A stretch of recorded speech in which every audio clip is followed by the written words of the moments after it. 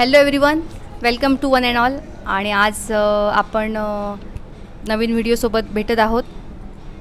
So आज आपण पुढचे टेन्स बघणार आहोत. ओके, आज आपल्या क्लासचा चौथा दिवस आहे आणि 4th डेमध्ये पुढच्या टेन्सवर स्टडी करायचं हे आपण काय करणार आहोत बघणार आहोत. पण या अगोदर तुम्हाला काही टेन्स झालेले आहेत. ओके, किती टेन्स झाले आपण रिव्हिजन करूया जरा. प्रेझेंट झाला, सिम्पल प्रेझेंट झाला, सिम्पल पास्ट, त्या दोन्हीमध्ये निगेटिव्ह झाले, आणि सिम्पल फ्युचर, असे किती टेन्स झाले? 3 टेन्स झालेले आहेत. ओके, आणि आज आपण पुढचे टेन्स बघणार आहोत. ओके, आपण अगोदर सिम्पल प्रेझेंट, सिम्पल पास्ट आणि सिम्पल फ्युचर हे तुम्हाला समजले? येस. ओके, सो आता आपण काय बघणार आहोत? पुढचे टेन्स बघणार आहोत. कंटिन्युअस. कंटिन्युअस म्हणजे काय सांगा? चालू. आता ब्लॅकबोर्डवर मी तुम्हाला लिहून दिलेले आहेत. सॉरी, तुम्ही बघू शकता काय आहेत. Continue present tense, continue past tense, please. Okay, continue present tense, continue past tense आणि कंटिन्यू फ्युचर टेन्स. ओके, काय काय आहेत? Continue present tense, continue past tense, continue future tense. आता बघा, कंटिन्यूचा अर्थ काय? कंटिन्यू म्हणजे चालू. काय? कंटिन्यू म्हणजे चालू. कंटिन्यू म्हणजे चालू, चालू क्रिया. आता पहिला आपण क्लिअर करूया. कंटिन्यू प्रेझेंट टेन्स म्हणजे काय? चालू वर्तमान काळ. काय? चालू वर्तमान काळ. ओके, चालू वर्तमान काळ. आता चालू वर्तमान काळ कसं येतो? मी तुम्हाला मराठी लिहून दिलेला आहे. ओके, कंटिन्यू प्रेझेंट टेन्स म्हणजे वाक्य काय? चालू. आता आपण काय करतो हे येतं. ओके, आता मी बोलत आहे, मी शिकवत आहे, मी लिहित आहे, जस्ट आत्ताची क्रिया, त्यावेळी त्याला ते वाक्य कुठच्या टेन्समध्ये जातं? Continue present tense. ओके, मग त्यावेळी त्याचा प्रोफॉर्मा काय दिलेला आहे? तुम्ही लिहून घेतलेला आहात मगाशी. काय काय आहे फॉर्म्युला? जरा वाचा. Subject plus am is are plus plus object. Okay, subject plus am is are, am is किंवा आर तिनापैकी एक कुठचं जरी लावायचं टू बी वर्ब, प्लस वर्बला आय एन जी, म्हणजे वर्बच्या फर्स्ट रूपाला काय लावायचं असतं? आय एन जी लावायचं असतं, आणि नंतर ऑब्जेक्ट. सब्जेक्ट बघायचं आहे काय आहे तो. आय असेल तर आयला काय येतं? एम इज आर पैकी आय असेल तर काय येतं? I am. खाली लिहून दिलेलं आहे, इकडे बघू शकता तुम्ही, लिहून घेतलेलं आहे. आय असेल तर आयला एम येतं. ही शी नेम किंवा इड असेल तर इज येतं, आणि वी दे यू असेल तर काय येतं? आर येतं. वाक्य समजून घ्या. कंटिन्यू प्रेझेंट टेन्समध्ये वाक्य कशी येतात? मराठी वाक्य कशी येणार? मी आत्ता सांगितली. जस्ट तुम्ही आत्ता क्रिया करत असाल, चालू आहे जस्ट आत्ता क्रिया, कसं येतात वाक्य मराठी? मी खेळत आहे. माईक. मी खेळत आहे. अजून 4-5 सांगा. मी पळत आहे. मी जाणार आहे. जात आहे. मी खात आहे. सो तुम्हाला समजली. आता ही वाक्य इंग्लिशमध्ये ट्रान्सलेट करायची आहे तुम्हाला. ओके, मी बोलत आहे, मग कसं येणार? I am speaking.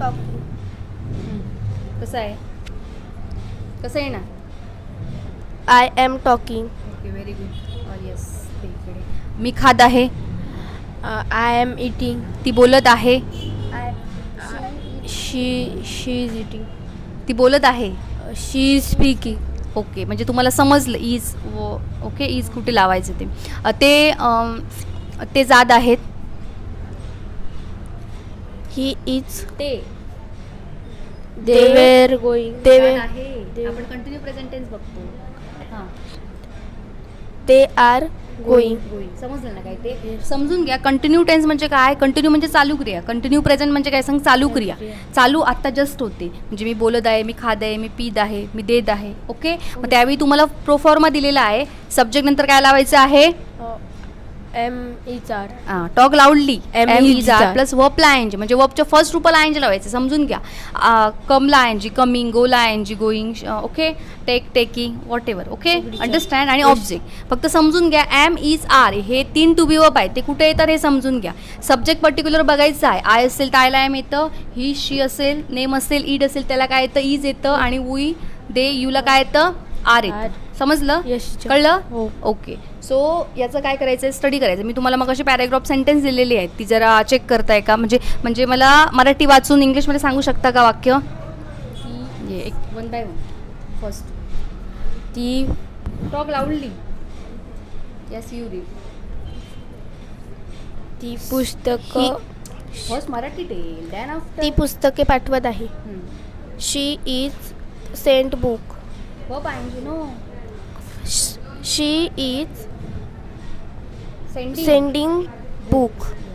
ती दाखवत आहे. She is showing. Understand. So अशा प्रकारे काय करायचे आहे, वर्ब आयएनजी लावायचं आहे.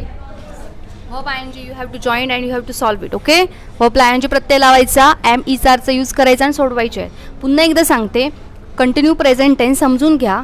काय येतं कंटिन्यू प्रेझेंट टेन्समध्ये? वाक्याच्या शेवटी ING. मराठी काय येतं? त आहे. त आहे. मी बोलत आहे, मी खात आहे, मी पित आहे, म्हणजे चालू क्रिया. जस्ट मी आता शिकवत आहे. ओके. मी लिहित आहे, आय एम रायटिंग. ओके. मी शिकवत आहे, आय एम टीचिंग.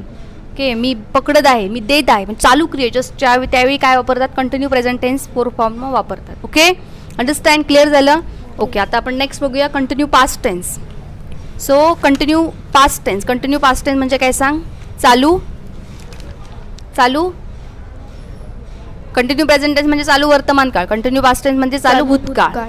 कळलं ना? Continue past tense. आता कंटिन्यू पास्ट टेन्सचा फॉर्म्युला दिलेला आहे, तुम्ही वाचू शकता. काय proforma? Subject plus was were plus verb ING plus object. So subject plus was were. आता कंटिन्यू पास्ट टेन्समध्ये काय येतं? वॉज किंवा वेअर येतं, एवढं लक्षात ठेवा. आणि कंटिन्यू प्रेझेंट टेन्समध्ये काय येतं? कंटिन्यू प्रेझेंट टेन्समध्ये फॉर्म्युला काय येतो? Am is are. आणि कंटिन्यू पास्ट टेन्समध्ये वॉज वेअर. आता कंटिन्यू पास्ट टेन्स म्हणजे काय सांगा? चालू भूतकाळ. आता याच्यामध्ये वाक्य कशी येतात की ही क्रिया आहे ना, कंटिन्यू प्रेझेंट टेन्स ही फ्रेश आहे, म्हणजे जस्ट आत्ता आपण करतो. आणि कंटिन्यू पास्ट टेन्स म्हणजे काय? ओल्ड पण चालू होती. मी सकाळी चहा पीत होतो. कळलं ना? मी काल TV बघत होतो. समजून घ्या, काळ समजून घ्या. काय येतं की ओल्ड आहे पण ती कशी आहे? चालू होती. आणि कंटिन्यू प्रेझेंट आहे म्हणजे मी जात आहे, मी लिहित आहे, फ्रेश आहे, जस्ट आत्ता. आणि कंटिन्यू पास्ट टेन्स म्हणजे कशी होती? ती ओल्ड पण चालू होती. ओके. मी जेवत होतो, मी TV बघत होतो, मी वही देत होतो. कळलं ना काय ते? मराठी सेंटेन्स कळलं? समजून घ्या. वाक्याच्या शेवटी त होता येतो कंटिन्यू पास्ट टेन्समध्ये. काय येतं? काय होतं? त होतं. आणि कंटिन्यू प्रेझेंट टेन्समध्ये काय येतं? त आहे. कंटिन्यू पास्ट टेन्समध्ये काय येतं? कंटिन्यू पास्ट टेन्स त होतं. आणि कंटिन्यू प्रेझेंट टेन्स त आहे. ओके. आता कंटिन्यू पास्ट टेन्सचा प्रोफॉर्मा दिलेला आहे. काय? सब्जेक्ट म्हणजे कर्ता लावायचा. सब्जेक्ट काय काय आहेत? I, we, she, he, they. Okay. आणि त्याच्यानंतर सब्जेक्ट नंतर काय लावायला सांगितलं? वॉज किंवा वेअर. त्यानंतर वर्ब आयएनजी आणि ऑब्जेक्ट. ओके. Was were. आता वॉज वर कुठे लावायचं? ह्या ठिकाणी दिलेलं आहे. आय असेल तर आयला वॉज, ही शी असेल, नेम असेल, इट असेल तर त्याला ही वॉज, आणि दे वी असेल तर त्याला काय येतं? वॉर येतं. ओके. Was were. ओके. समजलं काय ते? समजून घ्या कुठे वॉज वेअर येते, कारण मिस्टेक होतं का माने. त्यानंतर वर्ब आयएनजी म्हणजे फर्स्टला आयएनजी लावायचं. Coming, going, taking, whatever, bringing. Understand? आता कंटिन्यू पास्ट टेन्समध्ये कशी येतं सेंटेन्स मला सांगा, मराठी सांगा. ती खाते. Continue past tense. तुझ्या ओन रुटीन ती खात होती. ती आंबा खात होती. सेम आहे. ती खेळायला गेली होती. ती बाजारात जात होती. व्हेरी गुड बाबू. त होता यायला पाहिजे लास्ट. बघ ना, त होता लिहिलंय ना. त होता लिहिलं नाही.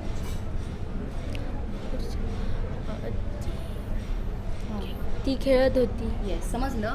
त होता यायला पाहिजे. आणि कंटिन्यू प्रेझेंट टेन्समध्ये काय आहे? काय येतं? त आहे. समजून घ्या, त आहे आणि त होता. ओके. मग आता मी इंग्रजीमध्ये मराठी सेंटेन्स विचारू, इंग्लिशमध्ये सांगू शकता? प्रोफॉर्मा बघा आणि सांगा. तुमच्या नोटबुकमध्ये पण लिहिलेलं आहे. ती बोलत होती. ओके. ती सांगत होती. She was telling. Very good. मी येत होतो. I was coming. ओके. ते खेळत होते.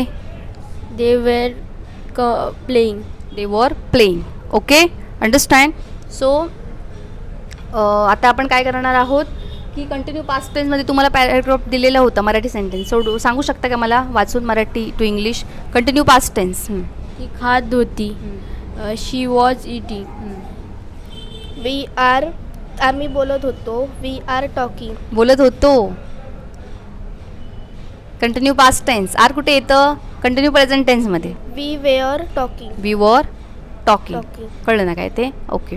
सो याप्रमाणे वाक्य तुम्ही सॉल्व्ह करायचे. समजून घ्या. जी पुढे ज्यावेळी तुम्ही आता कंटिन्यू पास्ट टेन्सचा स्टडी करताना कंटिन्यू प्रेझेंट टेन्स समजून घ्या. कंटिन्यू प्रेझेंट टेन्स चालू क्रियेला यूज करतात आणि कंटिन्यू पास्ट टेन्स ज्यावेळी ओल्ड असते पण ती चालू होती त्यावेळी त्याला यूज करतात. ओके. आता मी आंबा खात आहे आणि मी आंबा खात होतो, याच्यामध्ये काय फरक आहे सांगा. मी आंबा खात आहे कंटिन्यू प्रेझेंट टेन्स आणि मी आंबा खात होतो कंटिन्यू पास्ट टेन्स. अच्छा, ओके. समजलं ना काय ते. चालू क्रियेला काय वापरतात, ॲमीज आर, जस्ट, आणि ओल्ड क्रियेला काय वापरतात, वॉज वेअर, पण चालू असली पाहिजे ती. ओके. कंटिन्यू याचं लक्षात घ्या, चालू क्रिया. त्यानंतर थर्ड बघणार आहोत कंटिन्यू फ्युचर टेन्स. काय बघणार आहोत, कंटिन्यू फ्युचर टेन्स. ओके. आता कंटिन्यू फ्युचर टेन्स म्हणजे काय सांगा. कंटिन्यू प्रेझेंट टेन्स म्हणजे चालू वर्तमान काळ, कंटिन्यू पास्ट टेन्स म्हणजे चालू भूतकाळ, कंटिन्यू फ्युचर टेन्स म्हणजे चालू भविष्यकाळ. समजलं, चालू भविष्यकाळ. आता याच्यामध्ये सेंटेन्स कशी येतात, ती बोलत असेल, आपण काय करतो, प्रेडिक्ट करतो, ती बोलत असेल, माझा भाऊ टी व्ही बघत असेल, समजलं ना काय ते, माझी बहीण जेवण करत असेल, काय समजून घ्या, असेल येतं, काय येतं, असेल, ती बोलत असेल, ती खात असेल, ती जेवत असेल, आपण काय करतो, अंदाज वर्तवतो, पण ती कशी चालू आहे भविष्यकाळात. कळलं ना. मग वाक्याच्या शेवटी काय येतं, व्हेरी गुड, काय येतं, असेल. कंटिन्यू प्रेझेंट टेन्समध्ये काय येतं, आहे. कंटिन्यू पास्ट टेन्समध्ये होता. हां, होता, होती. ओके. आणि कंटिन्यू फ्युचर टेन्समध्ये असेल. अंडरस्टँड, समजलं. आता असेलचा प्रोफॉर्मा मी दिलेला आहे, कंटिन्यू फ्युचर टेन्सचा प्रोफॉर्मा दिलेला आहे, तुम्ही लिहून घेतलेला आहे. फॉर्म्युला रीड करून दाखवता का. Subject plus will shall plus be plus verb ING plus object. Okay. Subject plus will shall plus be plus verb ING plus object. Will shall या ठिकाणी पण तसेच लावायचं, आय आणि वू असेल तर त्यावेळी त्याला शाल येतं आणि बाकी सगळ्यांना काय येतं, विल यूज करायचं. ओके. आता ह्यामध्ये वाक्य तुम्हाला दिलेलं आहे, असेल, मी तुम्हाला सांगितलेलं आहे मगाशी, तो बोलत असेल, ती खात असेल, ती जात असेल, अंदाज वर्तवलेला असतो. आता तू इकडे आहेस, मग तू काय विचार करणार की माझी आई जेवण करत असेल. समजलं ना काय ते. तू काय विचार करणार,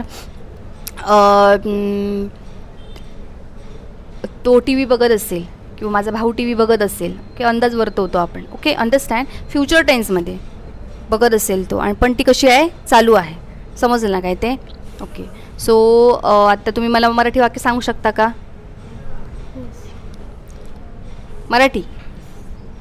तो खेळत असेल, तो खात असेल, माझा भाऊ शाळेत जात असेल, माझी आई बाजारात द्यायची तयारी करत असेल. अंडरस्टँड, म्हणजे तुम्हाला समजलं. समजून घ्या. आता हा टेन्सचा, या टेन्सचा स्टडी करताना वरचे दोन tense, continue present tense, continue past tense, हे विसरू नका. चालू वर्तमान काळ, चालू भूतकाळ, कारण ते जर विसरलात तर याच्यावर परिणाम होणार आहे. समजलं. ओके. आता मी तुम्हाला काही वाक्य विचारू का, या फॉर्म्युल्यामध्ये बघून सांगू शकता का. कंटिन्यू फ्युचर टेन्सची, ती घरी जात असेल, she will be going home. या नेक्स्ट. ती लाडू खात असेल, she will be eating laddu. Okay. मी बाजारात जात असेल, I shall be going market. Understand, समजलं. ओके. या ठिकाणी याप्रमाणे वाक्य तयार करायचे आहेत. ओके. मी तुम्हाला सेंटेन्स तयार दिलेली आहे, तुम्ही सांगू शकता का मराठी वाचून इंग्लिशमध्ये. Continue future tense 1 by 1. ती घरी जात असेल, she will be going to home. She will be playing.